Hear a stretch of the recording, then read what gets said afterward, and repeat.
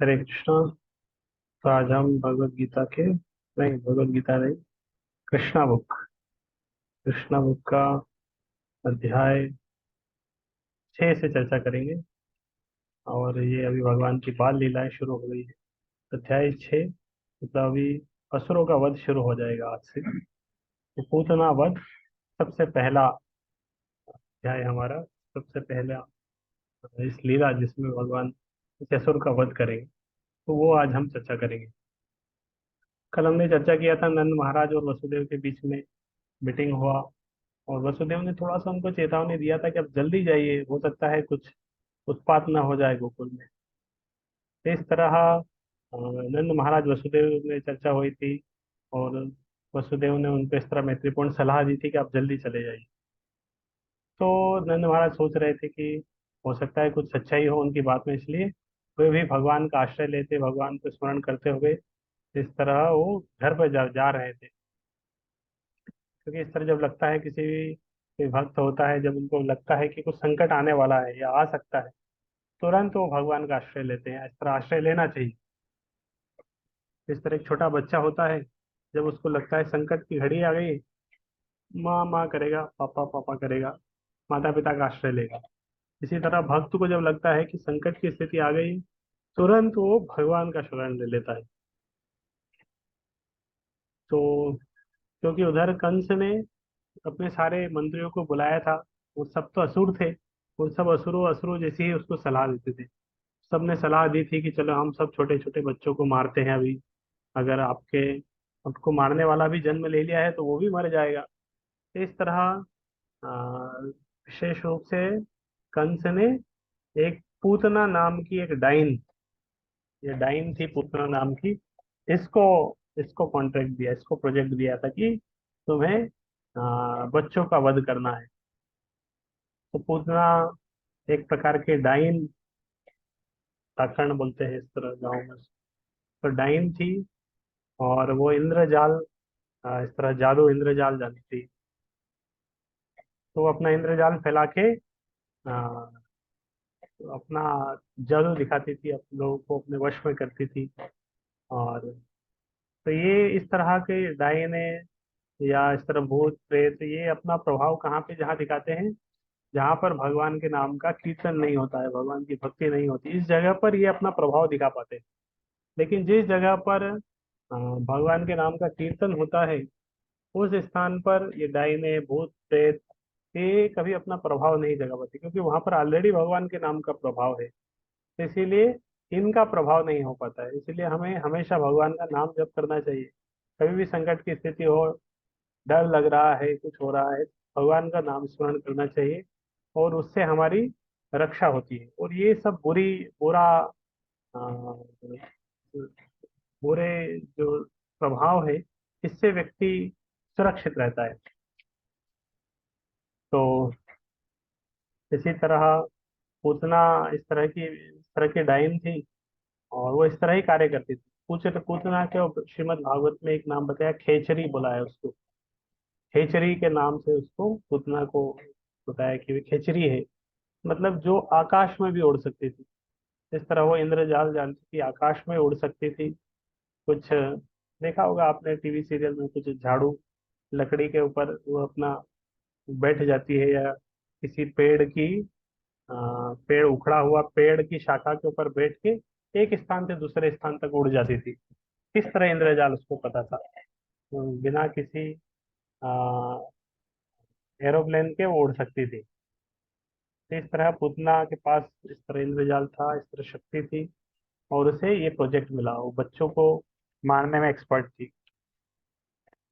तो पूतना इस तरह गोकुल में आई, और नंद महाराज का घर उसने पता किया। फिर पूतना ने सोचा कि अब अपने असली रूप में जाएंगे तो लोग डरेंगे उसको देख के, तो बहुत इस तरह डाइन का रूप है।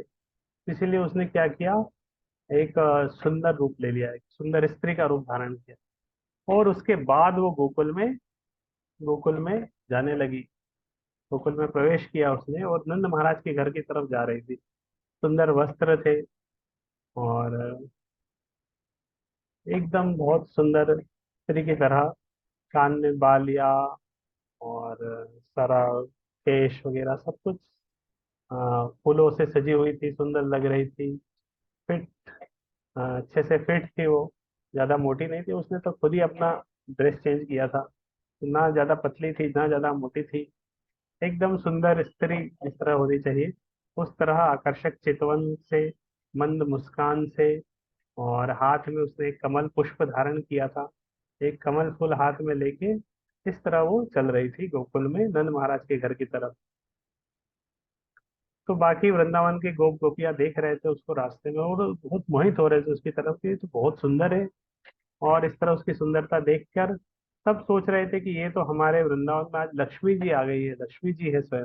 उसमें सुंदर है, हाथ में पुष्प कमल है। तो सब लोग सोचे कि ये लक्ष्मी देवी हैं और लक्ष्मीपति कृष्ण है, तो स्वयं उनको देखने के लिए आई है।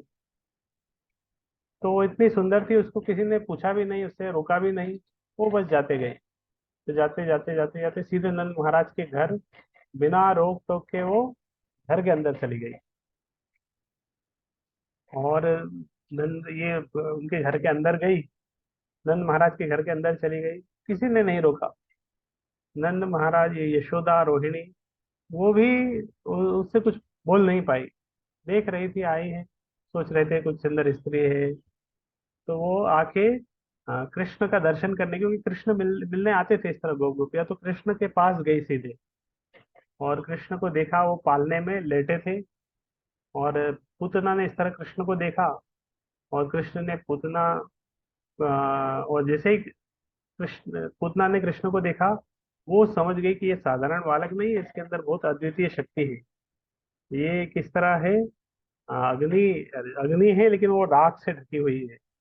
वो समझ गई कि ये कोई साधारण बालक नहीं है, और बहुत शक्तिशाली बालक है, ये तो पूरे ब्रह्मांड को नष्ट कर सकता है। इस तरह पूतना को समझ में आ गया कि ये सामान्य बालक नहीं है। और भगवान भी जानते हैं कि ये पूतना है, समझ में आ गया था कि ये पूतना ही आ गई है। और अ, भगवान समझ गए कि पूतना आ गई है, पूतना उनकी तरफ देख रही है। तो पूतना भगवान की तरफ देख रही है, और भगवान छोटे बालक के रूप में देख रहे थे। और भगवान छोटे बालक के रूप में है। यहाँ कृष्णा के बताते हैं प्रभुपाद की, अब ऐसा नहीं कि भगवान की शक्ति, भगवान छोटे हैं इसलिए उनकी शक्ति कम हो गई। हमारे साथ में ऐसा होता है, हम जब छोटे होते तो कुछ शक्ति नहीं रहती है, धीरे धीरे बड़े होते शक्ति बढ़ती है, और युवा हो जाते हैं बहुत शक्ति आ जाती है, फिर बूढ़े होते शक्ति कम हो जाती है। लेकिन भगवान के साथ ऐसा नहीं है, भगवान जन्म से ही भगवान के अंदर पूरी शक्ति थी। भगवान जन्म से ही भगवान है, ऐसा नहीं कि वो आगे चल के भगवान बन गए। वो जन्म से ही भगवान थे, तो जन्म से उन्होंने दिखाया कि वो भगवान है, उनके अंदर शक्ति है। पूतना का वध किया। तो कोई इस तरह फिलोसफी देते हैं कि हम भी भगवान बन सकते हैं, तो इस तरह नहीं। भगवान सदैव भगवान रहते हैं, जीव हमेशा जीव रहता है, जीव कभी भगवान नहीं बन सकता। तो कृष्ण बालक के रूप में भी एकदम पूर्ण है, और उनके अंदर एक भगवान जितनी शक्ति है पूरी शक्ति है। तो ये इस तरह अभी पूतना आ गई है नंद महाराज के घर में, और कृष्ण पालने में लेटे हुए हैं। कृष्ण की तरफ आ, पूतना देख रही है, और कृष्ण मन मन में सोच रहे पूतना आ गई है, अब इसको मारना पड़ेगा। और तो कृष्ण ने क्या किया, पूतना कृष्ण की तरफ देख रही थी, और कृष्ण ने अपनी आंखें बंद कर दी। वो देख नहीं रहे थे उसकी तरफ। इस तरह आंखें बंद कर ली कि वो शायद उसको देखना ही नहीं चाह रहे। तो कृष्ण नहीं देख रहे थे पूतना की तरफ, आंखें बंद कर लिया उन्होंने। तो भगवान ने अपनी आंखें बंद करी, और ये भगवान ने आंखें बंद करी, इसके इसके बारे में बहुत सारे आचार्यों ने अलग अलग व्याख्या दी कि क्या क्या चल रहा था भगवान के मन में, क्या क्या अलग अलग रीजन हो सकते हैं। तो कुछ कह रहे हैं कि भगवान पूतना का देखना नहीं चाहते थे, उसका मुंह नहीं देखना चाहते थे। बोले ये पूतना है, इसने अलग इतने सारे बालकों का वध कर दिया है, अब ये मुझे भी मारने आ गई। तो ये सोच के भगवान उसको देखना नहीं चाहता, अरे क्या देखे इसने इसने इसने बुरे बुरे इतने सारे बालकों का वध कर दिया, इसको देखना भी नहीं चाहिए। तो भगवान उसको देख नहीं रहे थे। और कुछ आचार्यों का कहना है कि पूतना को समझ में आ गया था कि ये कोई सामान्य बालक नहीं है। तो इसीलिए भगवान इसको विश्वास दिलाने के लिए कि हम भी कोई समझ साधारण बालक ही है इस तरह, तो विश्वास दिलाने के लिए अपनी आंखें बंद कर दी ताकि पूतना डरे ना। नहीं तो भगवान भी आंखें खोल लेते, पूतना की तरफ देखते और आंखों से आंखें मिलाते, पूतना डर जाती। तो इसीलिए पूतना से भगवान ने आई कांटेक्ट नहीं किया, आंखें बंद ही कर ली ताकि पूतना डरे नहीं भगवान से, क्योंकि वो पूतना लग रहा था कि ये कोई अद्वितीय व्यक्ति है। तो और भगवान की शक्ति के बारे में पता न चले, इसलिए भगवान ने अपनी आंखें बंद कर दी। तो एक रीजन क्या था कि देखना नहीं चाहते थे उसको। दूसरा, भगवान ऐसा चाहते थे कि वो डर ना जाए। और भी कुछ अलग अलग आचार्य थे इसके बारे में बताया। भगवान कृष्ण का असुरों जो अवतार है असुरों का वध करने के लिए और भक्तों की रक्षा करने के लिए, परित्राणाय साधुनां विनाशाय च दुष्कृतां। तो क्योंकि अब असुरों का वध करने के लिए आए हैं, अब पहला असुर है जिसका वध करने वाले हैं, और वो भी एक स्त्री के रूप में आई, पूतना। तो वैदिक नियमों के अनुसार तो स्त्री, ब्राह्मण, गाय, बालक, ये सब का की रक्षा करनी चाहिए, इनका वध नहीं करना चाहिए। लेकिन अभी भगवान कृष्ण नहीं चाहते उसका वध करें, लेकिन वो खुद ही इस तरह आई वध करने के लिए, तो अब करना ही पड़ेगा। तो भगवान सोच रहे थे अरे अब इसका वध करना पड़ेगा, और ये तो शास्त्रोचित नहीं है। इसलिए भगवान ने सोचा आंखें बंद कर लेते हैं, इससे अच्छा। तो इसलिए भगवान ने अपनी आंखें बंद कर ली, फिर भगवान नहीं देख चाह रहे थे कि इसका वध करे। भगवान ने आंखें बंद कर ली। और एक और व्याख्या इस तरह बताते हैं कि कृष्ण ने पूतना को अपनी धात्री के अनुसार वो मान रहे थे भगवान। क्योंकि कृष्ण पूतना जिस इंटेंशन के साथ आई थी, वो कृष्ण को उठा रही थी, उसको अपना स्तनपान करा रही थी। तो माता के समान वो उनको उनको प्रेम कर रही थी, एक्टिंग कर रही थी, ड्रामा कर रही थी, लेकिन कार्य तो माँ के समान ही कर रही थी। कृष्ण को उठाया, थोड़ा खिलाया, माँ के समान उनको प्रेम कर रही थी, प्रेम की एक्टिंग कर रही थी। लेकिन कृष्ण इतने कृपालु है कि जानते हुए भी कि ये ड्रामा कर रही है, लेकिन भगवान उसको माँ के रूप में देख रहे थे कि अरे कितना अच्छा है, इसने उठाया है, गोद में लिया है, स्तनपान करा रही है। तो इस तरह भगवान ने उसे माँ मान लिया। तो भगवान उसे आ, अपने माँ के समान समझा। इसलिए अब माँ के समान समझा, तो भगवान नहीं चाहते थे कि उसका वध करे, इसलिए उन्होंने अपनी आंखें बंद कर ली। अरे ये तो मेरी माँ के समान है, लेकिन इसको वध करना पड़ेगा, आंखें बंद कर ली भगवान ने। तो भगवान ने पूतना के साथ मातृवत व्यवहार किया।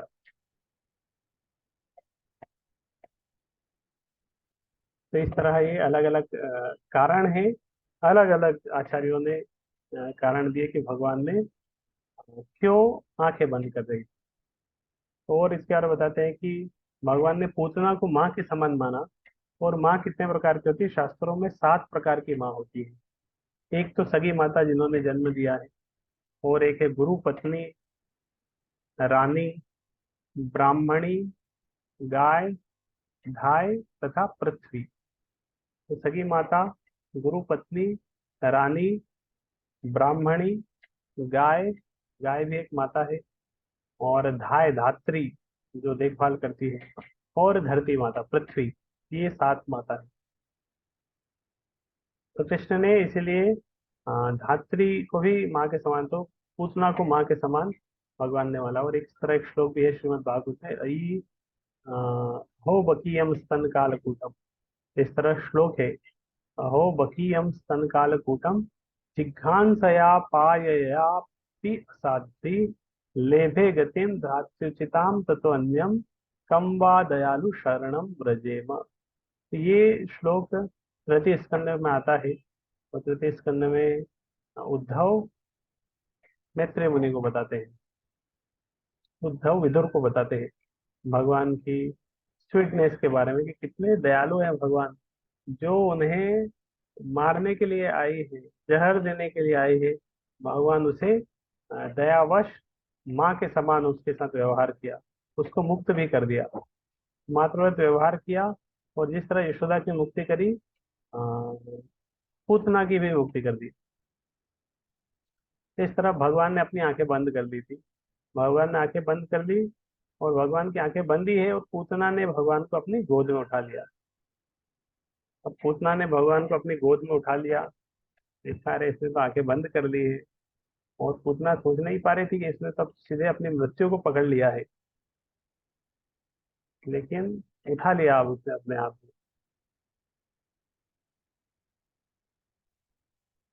तो कृष्ण से मिलने से पहले भी पूतना बहुत सारे बालकों का वध कर चुकी, और उसने सोचा कृष्ण भी उसी तरह बालक ही है। लेकिन समझ नहीं पा रहे थे कि अब जिसको जिसको मारने वाली है, अब ये उसका मृत्यु का कारण है। तो इस तरह पूतना ने जब कृष्ण को गोद में लिया, और यशोदा रोहिणी दोनों वो देख रही थी, दोनों कुछ भी नहीं बोली उसको, कह रही कौन हो तुम, कहाँ से आई हो, क्यों ले रहे, कुछ भी नहीं, क्योंकि वो इतनी सुंदर थी देखने में। तो उससे मना नहीं कर पाए। सुंदर वस्त्रों से आशुभूत हुई एक देवी देवी स्त्री लग रही थी। तो इसलिए यशोदा रोहिणी ने कुछ भी नहीं कहा, और कृष्ण के प्रति बहुत मात्रवत प्रेम प्रदर्शन कर रही थी पूतना। समझ नहीं पा रहे थे। यशोदा और रोहिणी नहीं समझा कि ये तो म्यान के अंदर छिपी हुई तलवार की तरह है। और पूतना इस तरह पूतना अपने स्तनों में घातक विष लगा के ले आई थी, घातक विष कालकूट, ताकि जैसे ही कृष्ण स्तनपान करेगा तुरंत कृष्ण की मृत्यु हो जाएगी। तो इसलिए बहुत डेंजरस कालकूट जहर वो अपने स्तनों पर लगा के लाई थी। तो जैसे ही कृष्ण ने स्तनपान शुरू किया, और कृष्ण दूध पी रहे थे, और दूध के साथ उन्होंने पूतना के प्राण प्राण को भी चूसना शुरू कर दिया। तभी पूतना को लग रहा था कि अरे ये तो मेरे प्राण निकल रहे हैं अब। और अ, पूतना को लग रहा था अभी उसके प्राण शरीर से निकल रहे, उसको बहुत कष्ट होने लगा। और इसीलिए वो कृष्ण को लेके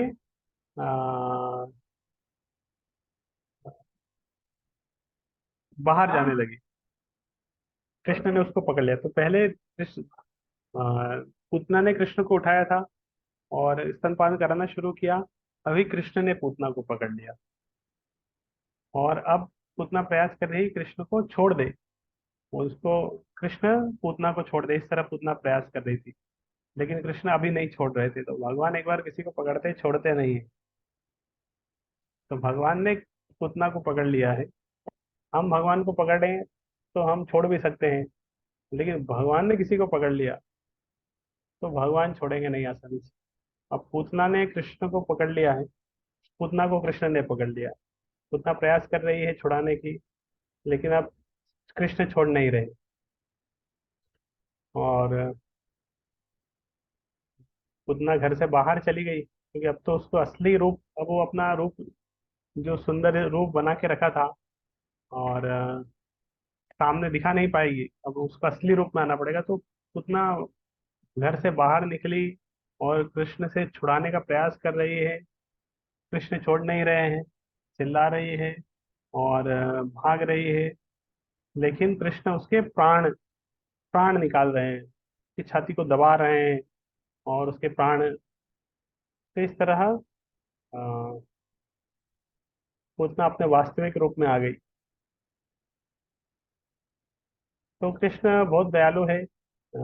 इतना कुछ करने के बाद भी, क्योंकि वो सोच रहे थे कि ये मेरे साथ बहुत माता की तरह आचरण किया है, तो वो उसको माँ की तरह ही ट्रीट कर रहे थे। लेकिन भगवान दया कर रहे थे कि इसने अभी तक इतने सारे पाप कार्य किए हैं, तो इसीलिए आगे चल के ये और पाप कार्य न करे, इसलिए इसको इसको मार देना ही ठीक है। तो क्योंकि कृष्ण द्वारा उसकी मृत्यु हुई, तो उसे मोक्ष प्राप्त हुआ।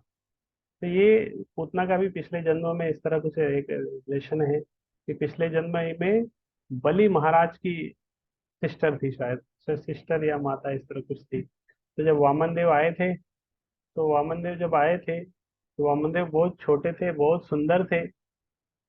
तो उनके मन में इस तरह इच्छा हुई थी, बलि महाराज की सिस्टर के भी मन में, कि देखो कितना सुंदर बालक है, और अगर इस तरह बालक मेरा भी होता तो कितना अच्छा होता। तो इस तरह वामन देव को पुत्र के रूप में प्राप्त करने की इच्छा थी। अगर मेरा पुत्र होता, मुझे स्तनपान कराती इस तरह।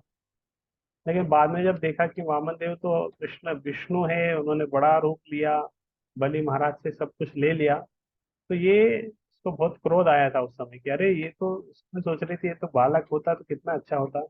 फिर इसने मन में इस तरह विचार किया था कि अगर मेरा बालक होता तो मैं इसे तो जहर पिला के इस तरह मार देती, इतना दुष्ट बालक। इसी तरह भगवान ने उसके दोनों इच्छाएं पूरी कर दी। जहर पिलाने की इच्छा थी, जहर भी पी लिया। माँ के रूप में स्तनपान कराने की इच्छा थी, वो इच्छा भी पूरी कर दी।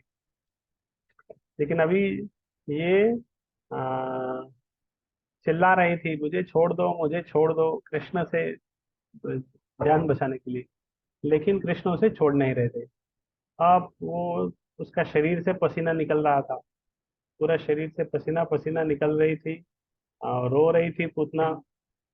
और रोते रोते उसके शरीर से पसीना निकल रही थी, चिल्ला रही थी। लेकिन कृष्ण उसको छोड़ नहीं रहे थे। और चारों तरफ वो भाग रही थी, इधर उधर, पृथ्वी आकाश हर जगह। हर जगह उसकी आवाज आ रही थी, हर जगह। और इस तरह पूरा उसका विशाल स्वरूप में वो आ गई। और विशाल स्वरूप में आते आते, चिल्लाते चिल्लाते, फिर उसके प्राण निकल गए। तो जैसे ही प्राण निकले, अब वो तुरंत शरीर के साथ धड़ाम से हाथ पैर फैला के उसका शरीर गिर गया। तो ऐसा जैसे गिरा, तो एक बहुत बड़ी भयानक आवाज हुई, लग रहा कोई वज्रपात हुआ। तो इस प्रकार से अ, उसका सारा इंद्रजाल भी खत्म हो गया था। उसका विराट असुरनी वाला रूप, वास्तविक रूप धारण कर लिया था उसने अभी। और उसका बहुत बड़ा मुंह खोल दिया था, हाथ पैर फैला दिए थे, गिर गई थी। और ऐसे गिरी जैसे इंद्र के प्रहार से वृत्रासुर जिस तरह गिरा था, पूतना उस तरह गिर गई। और जब गिर गई थी, बहुत बड़ा शरीर है, लंबे लंबे उसके बाल चारों तरफ बिखर गए थे। के शरीर पे इधर उधर हर जगह उसके बाल बिखरे हुए थे। और उसका इतना इतना बड़ा शरीर था, 12 मील तक फैला था उसका शरीर, इतनी बड़ी थी, बड़ा आकार था। और 12 मील तक फैले, और वो गिरी तो सारे रास्ते के वृक्ष सब चूर चूर हो गए। और जिसने उसके शरीर को देखा, सब आश्चर्यचकित थे, अरे इतना इतना बड़ा शरीर। उसके दांत, लग रहा था कि ये तो खुदी हुई सड़कें हैं एकदम। और उसके नाक, नथुने तो लग रहे थे पर्वत की गुफा की तरह, अंदर नथुने हैं। और उसके स्तन लग रहे थे ये तो पहाड़ियां हैं। और बाल तो उसकी झाड़ियों के समान लग रहे थे। आंख के गड्ढे लग रहे थे, अंधकूप है। तो इस तरह उसका सारा शरीर गिरा हुआ था। हाथ इस तरह लग रहा था कि कोई बड़ा बांध हो। तो सारे ग्वाले गोपियां सब आए, सब आश्चर्य से देख रहे थे, डर भी लग रहा था। और क्योंकि जब वो गिरी थी, इतना भयंकर आवाज आता, सबके कानों मस्तिष्कों में वो आवाज आ गई थी कि ये क्या गिरा है, कहाँ से इतनी भयंकर आवाज हुई। और सबके हृदय धड़कने लगे थे, और सब कृष्ण की चिंता कर रहे थे, अरे कृष्ण इसके पास है। तो जैसे ही सब पुतना के पास आए, और जब देखा कृष्ण पुतना की गोदी में है, और एकदम खेल रहे हैं, वो तो खेल रहे थे उसकी गोदी में। तुरंत आके उन्होंने कृष्ण को उठा लिया। और यशोदा रोहिणी तुरंत ही कृष्ण के शरीर की परिक्रमा की, शुभ अनुष्ठान किए उन्होंने तुरंत। और कृष्ण को इस तरह कोई नजर ना लगे, इस तरह कुछ प्रभाव ना हो, इसीलिए कृष्ण को गोमूत्र से नहलाया। और पूरे शरीर में गोखुर की धूली लगाई। गोखुर से जो धूली है, गायों की धूली, पूरे शरीर में लगाई, गोमूत्र से उसको नहलाया। इस तरह नहा सकते हैं, कभी गोमूत्र कभी मिले। गोमूत्र, गोबर से कभी कभी नहा लेना चाहिए, शरीर शुद्ध होगा इससे। और सब ये इसलिए कर रहे थे कि आगे चल के, ये इतनी अशुभ घटना है, आगे चल के कृष्ण भविष्य में कोई अशुभ घटना ना हो, उससे बचाने के लिए इस तरह सब कुछ किया। तो गाय की कितनी महत्ता है एक परिवार समाज के लिए, प्राणी के लिए। गाय के गोबर से शुद्धता आती है, गोमूत्र से शुद्धता आती है, गाय के पैरों की धूली से शुद्धता आती है। तो ओवरऑल गाय अगर रहेगी तो कितनी शुद्धता रहेगी, और गाय की अगर हम सेवा करेंगे तो और कितनी कितना महत्व है। तो कृष्ण के दिव्य शरीर के लिए वास्तव में ये संरक्षण की आवश्यकता नहीं है, लेकिन हमें ये महत्ता शिक्षा देने के लिए कि गाय की क्या महत्ता है, गाय का गोबर, गाय का गोमूत्र, गाय से चलने से उठी हुई धूल, ये सब का कितना महत्व है, ये समझाने के लिए ये सब यहाँ पर है। तो इस तरह ये शुद्धिकरण संस्कार हुआ। और उसके बाद विष्णु के पवित्र नामों का उच्चारण किया उन्होंने, कृष्ण के, भगवान के अलग अलग नामों का उच्चारण करके इस तरह अ, शरीर, कृष्ण के शरीरों को समस्त कुप्रभाव से पूरी पूरी सुरक्षा प्राप्त हो सके। इस तरह अलग अलग भगवान के नामों का उच्चारण, मंत्र, ये सब उच्चारण करते हैं, इससे भी रक्षा होती है। जिस तरह निशिंग कवच हम पढ़ते हैं, उससे रक्षा होती है, नारायण कवच। इस तरह अलग अलग मंत्र और कवच के माध्यम से उनको उच्चारण करने से भी रक्षा होती है। इस तरह उन्होंने आचमन वगैरह करने के बाद मंत्रोच्चार किया, और वो इस तरह उच्चारण कर रहे थे। जो मंत्रोच्चार थे उसके अर्थ इस प्रकार है: हे कृष्ण, मणिमान भगवान आपके घुटनों की और भगवान यज्ञ आपके जांघों की रक्षा करे। अज नाम से विख्यात भगवान विष्णु आपके पांवों की रक्षा करे। भगवान अच्युत आपकी कमर के ऊपरी भाग की, और भगवान हयग्रीव आपके उदर की रक्षा करे। केशव आपके हृदय की रक्षा करे। भगवान ईश आपके वक्षस्थल की रक्षा करे। भगवान सूर्य आपकी गर्दन की, और भगवान विष्णु आपकी भुजाओं की रक्षा करे। भगवान उरुक्रम आपके मुख की रक्षा करे। भगवान ईश्वर आपके सिर की रक्षा करे। भगवान चक्रधर आपके आगे से, तथा भगवान गदाधर आपके पीछे से रक्षा करे। धनुषधारी भगवान मधुसूदन आपकी दाईं ओर से, और भगवान अजन आपकी बाईं ओर से रक्षा करे। तो ये जो मंत्र है, ये उसका वो मैं पढ़ रहा हूँ। इस तरह के मंत्र जो हम कवच वगैरह पढ़ते हैं उसमें यही सब आता है। इसी तरह नारायण कवच में कल पढ़ रहा था, तो उसमें इसी तरह है, भगवान के अलग अलग अवतार हैं, और उनसे प्रार्थना करें कि भगवान इधर से रक्षा करे, उधर से रक्षा करे, हर तरह से रक्षा करे। तो यहाँ पे यशोदा मैया ये सब मंत्र उच्चारण कर रही थी भगवान से, कि ये भगवान विष्णु से प्रार्थना कर रही है कि वो कृष्ण की रक्षा करे, और विष्णु के अलग अलग अवतारों से प्रार्थना कर रहे हैं कि ये कृष्ण की इस तरह से रक्षा करे। भगवान उरुगाय अपने शंख से आपकी सभी ओर से रक्षा करे। भगवान उपेंद्र आपकी ऊपर से रक्षा करे। भगवान तारक्ष पृथ्वी पर आपकी रक्षा करे। भगवान हलधर आपकी चारों ओर से रक्षा करे। भगवान ऋषिकेश आपकी समस्त इंद्रियों की रक्षा करे। भगवान नारायण आपके श्वास की, और श्वेत द्वीप के स्वामी नारायण आपके हृदय की, और योगेश्वर मन की रक्षा करे। कृष्ण गर्भ आपकी बुद्धि की रक्षा करे, और श्री भगवान आपकी आत्मा की रक्षा करे। आपके खेलते समय भगवान गोविंद आपके चारों ओर दिशाओं से रक्षा करे, और जब आप सो रहे हो तो भगवान माधव आपकी सारे संकटों से रक्षा करे। तो हर तरीके से हर समय रक्षा करने के लिए एक ये प्रार्थना है, कि जब आप सो रहे हैं, जब चल रहे हैं, जब संकट में हैं, और अलग अलग शरीर के अलग अलग अंगों की रक्षा करने के लिए चारों दिशाओं से भी रक्षा करे। सो रहे हो तो भगवान माधव आपके सारे संकटों से रक्षा करे। जब आप चल फिर रहे हो तो वैकुंठ के स्वामी आपके नीचे गिरने से बचाएं। जब आप बैठे हो तो भगवान नारायण आपके सुरक्षा प्रदान करें। और जब आप खा रहे हो तो समस्त यज्ञों के स्वामी आपकी सभी प्रकार से रक्षा करें। इस तरह हर तरीके से मंत्र है। मतलब चल फिर रहे हो तो रक्षा करें, मतलब चल रहे हैं, गाड़ी में चल रहे हैं, ट्रेन में चल रहे हैं, एरोप्लेन में चल रहे हैं, तो ऐसे समय में भी अलग अलग भगवान के अवतार रक्षा करते हैं।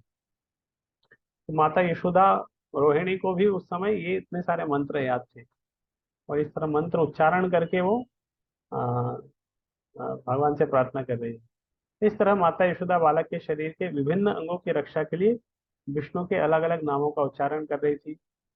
और उनका दृढ़ विश्वास था कि इस तरह जो अपने पुत्र, ये डाकिनी अभी आई, डाइन आई, तो पुत्र की रक्षा करने के लिए इस तरह डाकिनी, यातुधानी, पुष्मांड, यक्ष, राक्षस, विनायक, कोटरा, रेवती, ज्येष्ठा, पूतना, मात्रकाओ, उन्मादो, ये अलग अलग कैटेगरी है।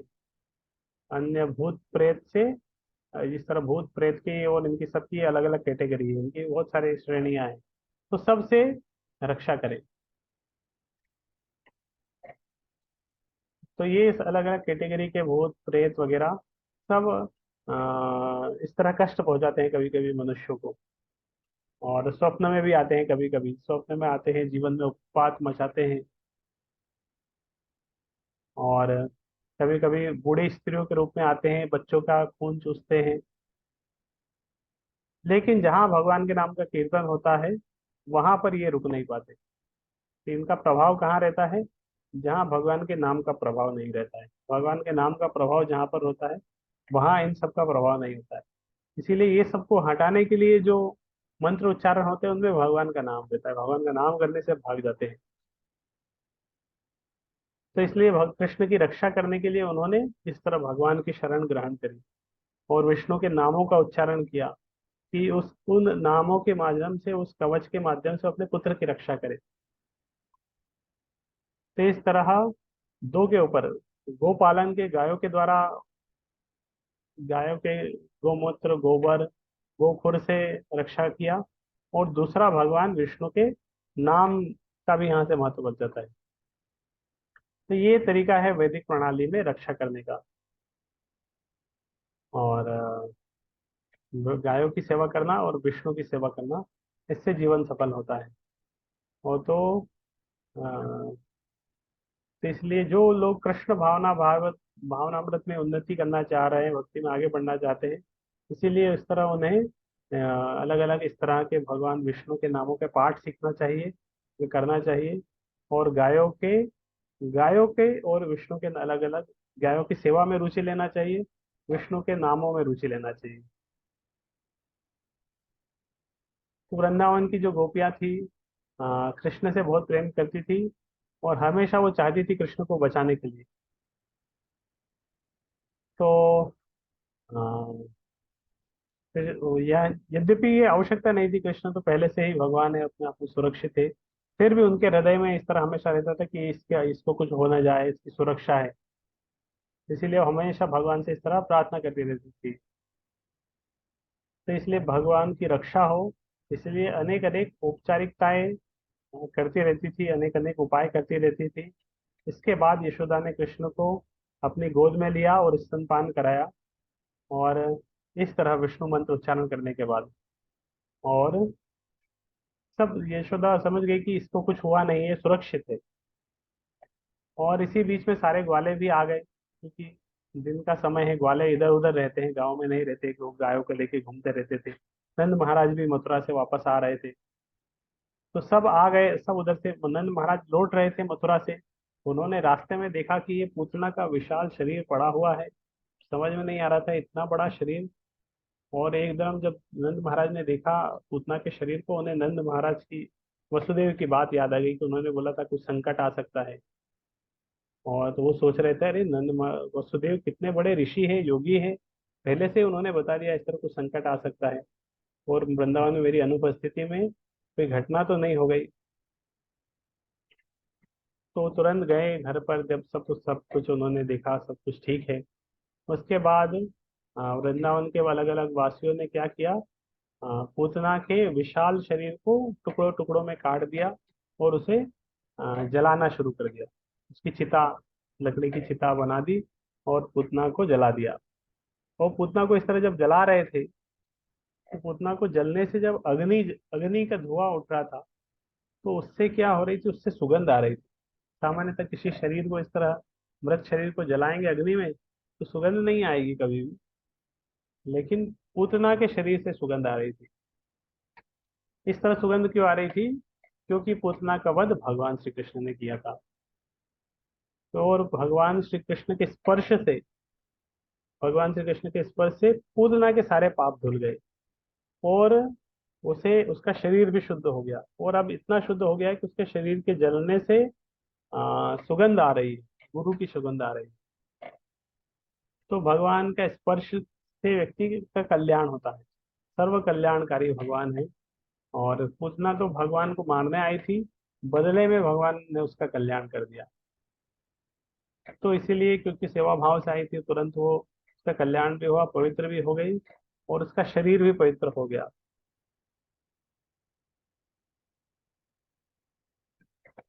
तो इस तरह भगवान का दिव्य स्वभाव है, उनकी करुणा है। तो लोग इस तरह, जब पूतना इस तरह द्वेष भाव लेके भगवान श्री कृष्ण के पास आई, उसे भी मोक्ष दिया भगवान ने। सेवा भाव था, नाटक कर रही थी, लेकिन भगवान उसके नाटक को भी सीरियसली ले लिया। तो फिर ऐसे व्यक्ति जो को आ, सेवा भाव से अगर कोई भगवान के पास जाएगा तो उनको कितना रिजल्ट मिलेगा। तो उतना इस तरह ड्रामा करके आने, ड्रामा की एक्टिंग कर रही थी, तो भगवान ने उसको इतना इतना लाभ पहुंचाया। तो अगर कोई बहुत प्रेम से भगवान की सेवा करने के भाव से उनके पास आएगा तो कितना लाभ होगा। तो इस तरह भगवान की सेवा में अगर हम थोड़ी भी शक्ति लगाते हैं तो हमें बहुत दिव्य लाभ प्रदान होता है। थोड़ी सी सेवा करी थी पुतना ने, वो भी सेवा की एक्टिंग करी, उससे भी उसको लाभ हुआ। अच्छे से अगर भगवान की सेवा करेंगे कितना लाभ होगा। तो गीता में आता है, स्वल्पमप्यस्य धर्मस्य त्रायते महतो भयात्। तो अगर कोई भक्ति में इस तरह दिव्य में थोड़ी जाने अनजाने में भगवान की थोड़ी सेवा कर देता है तो उसे बड़ा से बड़ा लाभ हो जाता है। जाने अनजाने में भी सेवा करने से लाभ हो जाता है। इस तरह कोई वृक्ष है, वृक्ष के पुष्प, वृक्ष के फूल तोड़ के अगर कोई भगवान कृष्ण की पूजा करता है तो वो वृक्ष का क्या फायदा होगा। वो वृक्ष सारे आ, अगले जन्म में मनुष्य बन जाएंगे। वो वृक्ष जीव वृक्ष के रूप में उनका अस्तित्व नहीं रहेगा। वो वृक्ष से अगले जन्म में सीधे उनकी वो हो जाएगी, प्रगति हो जाएगी, सीधे उन्हें मनुष्य जीवन मिल जाएगा। तो वास्तविक रूप में तो उन्हें वृक्ष के बाद बहुत सारी योनियां उनको मिलती, फिर अंत में जाके मनुष्य शरीर मिलता। लेकिन वृक्ष रूप में, क्योंकि उनके फूलों के द्वारा भगवान की सेवा हो रही है, तो इसीलिए वृक्ष से वो सीधे क्या बन जाता, मनुष्य शरीर उसको मिलता है। तो इसीलिए भगवान की सेवा करने से सबको लाभ होता है। तो इस तरह कृष्ण सभी के द्वारा पूज्य है, समस्त देवी देवता के द्वारा। और उतना इतनी भाग्यशाली थी, तो कृष्ण को उसने उठाया, कृष्ण को उसने अपनी गोदी में लिया। तो श्री कृष्ण के चरण कमल, जो बड़े बड़े ऋषि मुनि भक्तों के दुख को नहीं मिल पाते, वो पूतना के शरीर पर पड़े। पूतना के कृष्ण के चरण कमलों ने पूतना के शरीर को स्पर्श किया। जब गोद में उठाया तो कृष्ण के चरण कमल स्पर्श हुए पूतना के शरीर को। तो लोग भगवान को भोग चढ़ाने के लिए बहुत कुछ लेके आते हैं, ऑफर करते हैं, तब भगवान कुछ ग्रहण करते हैं। लेकिन भगवान स्वयं पूतना के शरीर से दुग्ध पान किया। तो लोग भगवान को कुछ देने आते हैं, पूतना भी इस तरह कुछ ऑफर किया कि पूतना अगर इस तरह जहर युक्त दूध पिला के इतना लाभ हुआ पूतना को, तो फिर अगर कोई प्रेम से कृष्ण की पूजा करके भगवान को कुछ ऑफर करेंगे, भोग लगाएंगे, तो कितना लाभ मिलेगा, इसका अनुमान हम लगा सकते हैं कि कितना लाभ होगा। तो इसलिए हमें चाहिए कि हमें केवल कृष्ण की पूजा करें इस तरह। पूतना बहुत दुष्ट आत्मा थी, लेकिन भगवान ने उसे माता के समान उच्च पद दिया। तो इसी तरह जब पूतना को इस तरह दिव्य पद मिला, तो वो जो वृंदावन की गायें हैं, उनका दूध भी गाय कृष्ण पी रहे हैं। दूध दही माखन कृष्ण चुरा चुरा के खा रहे हैं। तो वृंदावन की गायों की क्या गति होगी। और गोपियां, वो भी कृष्ण को दूध पिला रही है, कृष्ण के लिए माखन बना रही है, कृष्ण की सेवा कर रही है। तो सबको कितना आध्यात्मिक प्रगति मिलेगी कृष्ण के इस तरह सेवा करने से। तो तो हम सोच सकते हैं कि पूतना की जब इस तरह गति हुई, तो ये सब की कितनी अच्छी गति होने वाली है, गोपियों की, गायों की, ये सब कृष्ण की इतना सेवा कर रहे हैं, कृष्ण कितने प्रिय है। और तो ये भौतिक संसार की सभी भौतिक संसार से तो मुक्त होने ही वाले हैं। आध्यात्मिक जगत में इस तरह भगवान की वो सेवा करेंगे। तो इस तरह सारे वृंदावन वासियों ने कुछ दिन इसका शरीर जलता गया, एक दिन में तो पूरी जली नहीं होगी। कुछ दिन सबने बहुत सुगंध का आस्वादन किया, क्योंकि पूतना का शरीर जल रहा था और सबको खुशबू आ रही थी। और सब एक दूसरे से पूछ रहे कि ये खुशबू कहाँ से आ रही है। और इस तरह चर्चा करने से बाद में उन्हें पता चला कि अरे ये तो पूतना के शरीर से आ रही है, क्योंकि ये शरीर पूतना के जलने से जो उठा धुआं है उससे ये सुगंध आ रही है। और फिर वो सोच रहे थे कि अ, कृष्ण के द्वारा पूतना का वध हुआ है। सबने कृष्ण को आशीष दिया, इस तरह आशीर्वाद दिया। और पूतना जब जल गई, सब नंद महाराज सारे ग्वाल वाल सब घर आए। और नंद महाराज ने भी कृष्ण को गोद में उठाया, कृष्ण के सिर को चूमा। उन्हें बहुत संतुष्टि हुई कृष्ण को इस तरह देख के, और किस तरह एक बहुत बड़ी विपदा आई थी और कृष्ण बच गए उस विपदा से। तो इस तरह कृष्णामुख का ये अध्याय खत्म होता है।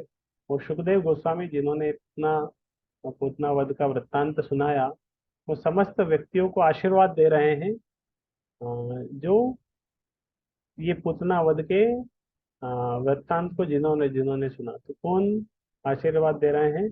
सुखदेव गोस्वामी। तो सुखदेव गोस्वामी, आप सभी श्रोतागण, जो कि इतने सारे श्रोतागण हैं, आप सब उपस्थित थे। और ये पूतना वध का लीला आप श्रवण कर रहे हैं। तो हम सभी के लिए सुखदेव गोस्वामी आशीर्वाद दे रहे हैं। और वो इस तरह आशीर्वाद दे रहे हैं कि निश्चय ही हमें गोविंद के वरदान की प्राप्ति होगी। इस प्रकार लीला पुरुषोत्तम भगवान श्री कृष्ण के अंतर्गत पूतना वध नामक छठे अध्याय का भक्ति वेदांत तात्पर्य पूर्ण हुआ। हरे कृष्णा कृष्ण कृष्ण हरे हरे, हरे राम राम राम